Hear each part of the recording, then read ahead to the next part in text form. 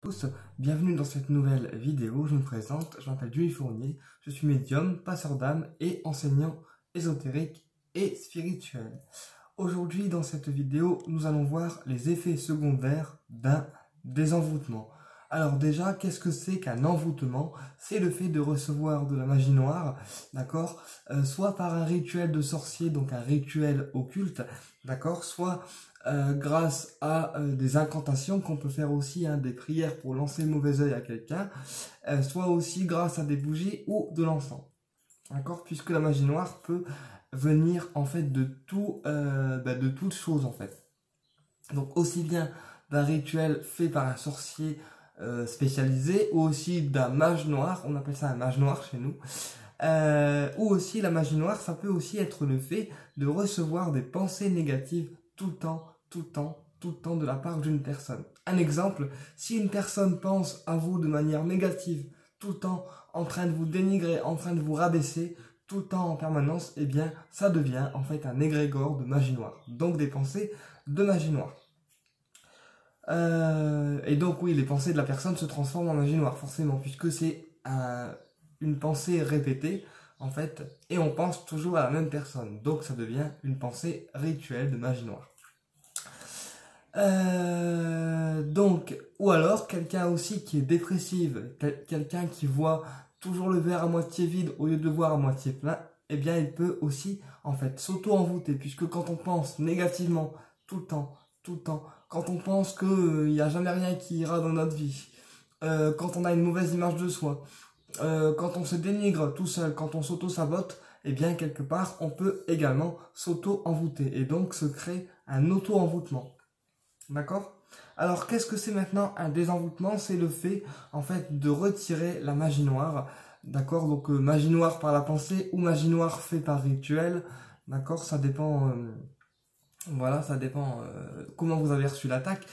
Mais un désenvoûtement, c'est un protocole qui est fait grâce à une bougie noire et une prière spécifique qui va servir en fait à briser le sort. Puisqu'un sort de magie noire, c'est quelque chose qui a été posé sur vous, donc aussi bien votre santé, votre vie sentimentale, votre vie professionnelle, votre vie personnelle ou aussi parfois votre karma au niveau des finances. Et donc un désenvoûtement va être un protocole qui va en fait libérer tout ceci. Donc comment je fais moi? Je brûle un pentacle de Saturne numéro 6 dans une casserole, d'accord? Puisque le pentacle de Saturne numéro 6, quand on le brûle, c'est pour faire en fait fuir en fait les entités et décrocher les entités de la personne afin de libérer le sort par la suite. Ensuite, une fois que le pentacle de Saturne est brûlé, eh bien, je vais réciter une prière de l'archange Cassiel qui va, elle, libérer le sort qui est sur la personne. D'accord? Une fois que cette prière est récitée, l'entité sera donc en roue libre, puisqu'elle sera décrochée de la personne, mais elle restera dans votre habitation, autrement dit, autour de vous. Donc, je fais une prière en hébreu, donc une prière de la Kabbale qui va servir, elle, à faire partir l'entité dans son plan d'existence d'origine et aussi retirer le mal qu'il y a sur vous. Ensuite, je prends une bougie noire et je grave votre nom, votre prénom, en formulant la demande que toute la magie noire qui a été posée sur vous, votre santé, votre vie sentimentale, le finance, le professionnel, etc., ça parte. C'est-à-dire que je marque sur la bougie avec un crayon ou un couteau ou un clou, je demande que la magie noire posée sur telle personne, sa vie sentimentale, son commerce, sa vie personnelle soit maintenant totalement et définitivement détruite. Grâce à cette bougie noire, je renvoie la magie à la terre et je fais une flèche vers le bas, d'accord? Et ensuite je laisse la bougie se consumer jusqu'au bout afin que le sort s'en aille. Alors naturellement, les bougies sont éteintes quand je dors parce que je suis quelqu'un qui n'aime pas laisser les bougies allumées la nuit sans surveillance, puisque le feu est quand même un élément dangereux, d'accord? Mais je laisse la bougie brûler comme ça pendant une durée de 6 à 9 jours selon la consommation de la bougie et selon aussi l'entité qu'il y a sur vous. Et bien la bougie peut brûler durant 6 à 9 jours, ça dépend de l'entité qu'il y a sur vous et de la puissance de votre sort. En sachant que les bougies que je prends sont des bougies de 50 heures. Donc forcément, elles brûlent longtemps et donc elles sont de grande taille. Donc, pendant le protocole, vous pouvez ressentir, vous, en tant que client, des effets secondaires, c'est-à-dire l'envie de vomir, parce que l'entité, quand elle sort, elle peut sortir par la bouche. D'accord? Donc, vous allez en fait vomir l'entité par la bouche. Donc, c'est un nettoyage déjà qui est en train de se faire. Aussi, vous pouvez ressentir de la diarrhée, donc un très gros mal de ventre, d'accord, et aller en diarrhée pendant plusieurs jours. Ça aussi, ça veut dire que l'entité, elle sort de votre corps, et quelque part la diarrhée, c'est le fait de libérer en fait tout mal qui a été absorbé. Aussi, on peut ressentir les étourdissements quand ça nous tourne, quand on se sent déséquilibré.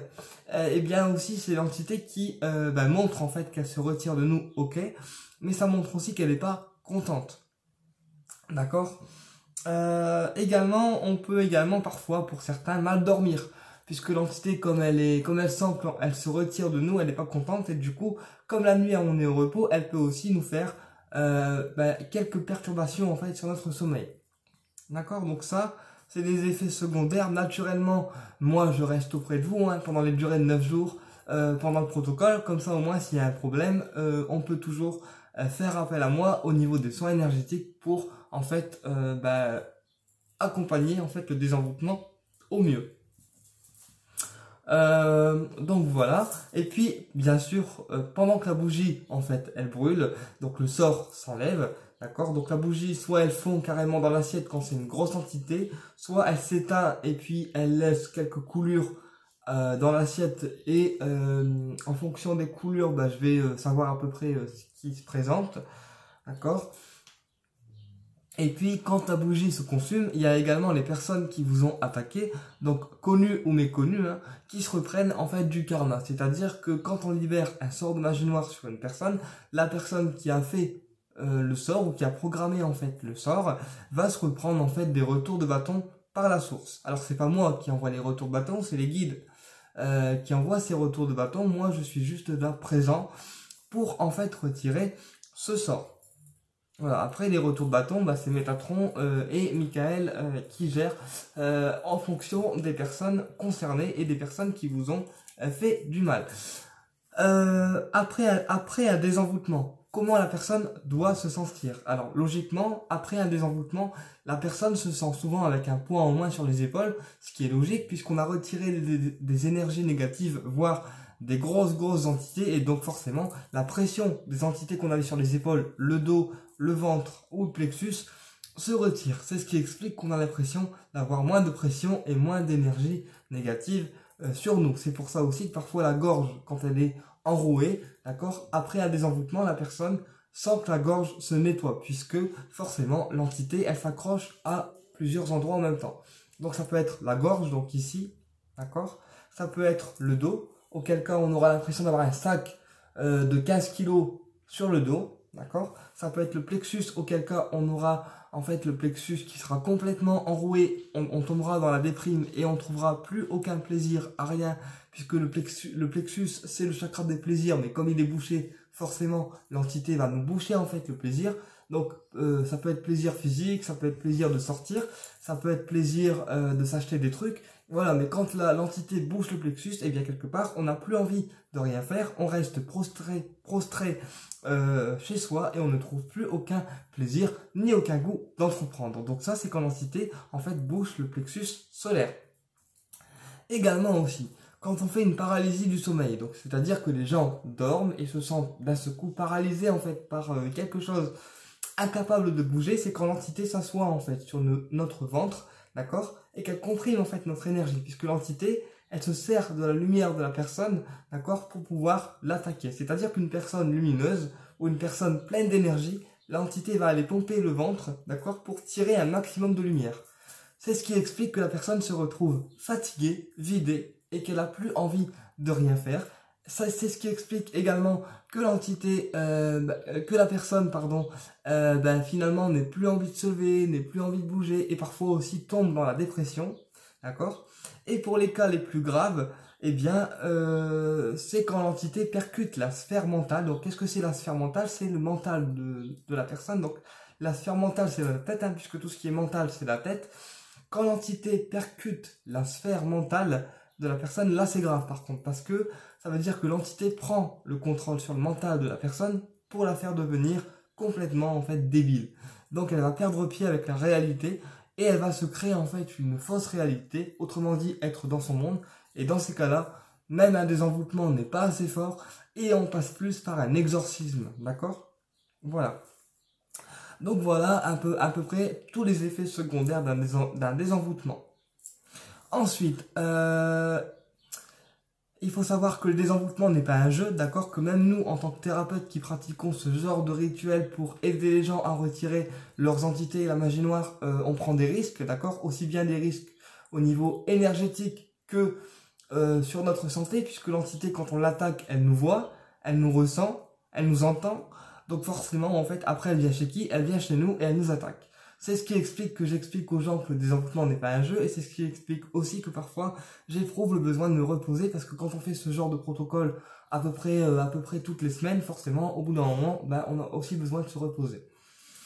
Qu'est-ce que je voulais vous dire aussi? Oui, après un désenvoûtement. Alors, après un désenvoûtement, je vous conseille d'aller acheter chez Aurore et Thomas un bracelet contre la magie noire.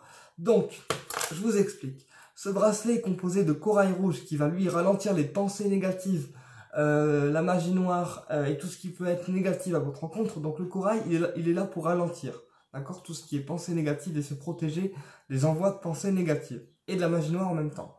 L'œil de taureau, lui, il est là pour repousser et renvoyer les énergies négatives.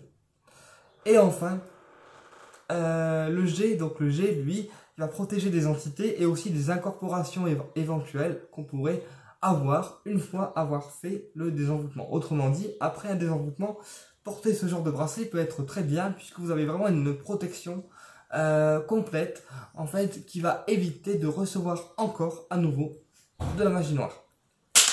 Ensuite, on peut également en encens de protection contre la magie noire porter brûler du saint-Benoît. Alors le saint-Benoît c'est un encens de protection. Le saint-Benoît est reconnu comme étant un protecteur contre tout ce qui peut être occulte, donc les malédictions, les sortilèges. Voilà, donc brûler un encens de Saint-Benoît, ça peut être très bien afin de lutter contre un envoûtement. Donc l'encens de Saint-Benoît, on le brûle une fois par semaine, d'accord? Une fois par semaine, il y en a assez.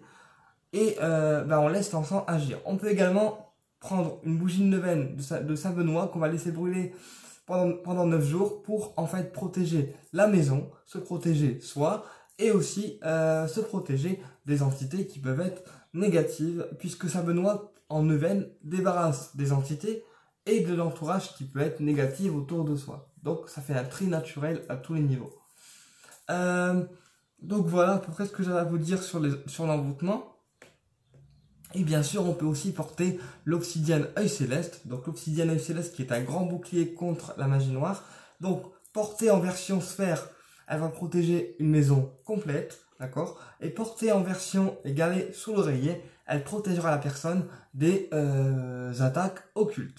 Eh bien écoutez, j'espère que cette vidéo vous a plu et je vous dis à très bientôt pour une prochaine vidéo et au plaisir de vous retrouver.